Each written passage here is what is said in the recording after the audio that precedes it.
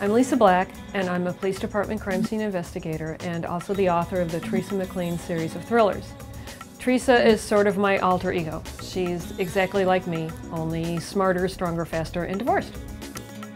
Teresa is a very ordinary woman with a very interesting job. I suppose it was inevitable that I ended up in forensics because I always wanted to be a detective, but I don't have the personality to be a cop. I always tended towards science though, so this is the best of both worlds. And I suppose I always wanted to be a detective because my father and I would watch every cop show on the air. He probably first told me about the torso murders when I was older.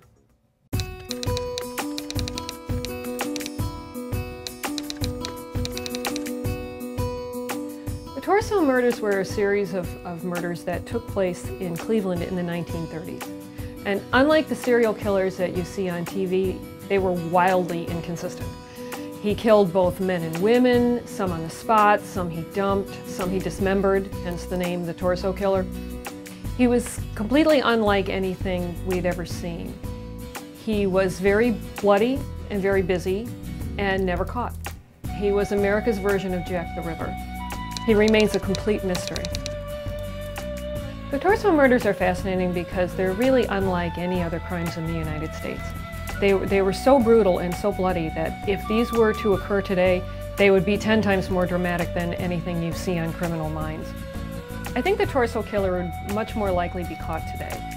Of course, DNA is a major factor, and dismembering a body requires quite a bit of physical labor. He might cut himself, at least drop a hair or some skin cells, and it's easier to identify victims today. During the Depression, there was a record amount of homeless people riding the rails, and they didn't leave behind the paper trail of photographs and dental records and fingerprints like people do today. Missing persons departments communicate much more effectively, and they have the use of computerized databases. Of course, they didn't have DNA analysis back then, but in some ways they did more with trace evidence then than we do now. They analyzed every blade of grass, scrap of paper, or piece of fabric because they had to. That kind of analysis, like microscopic hair comparisons or pollen identification, is a lost or dying art, something that Teresa is concerned with, as I am.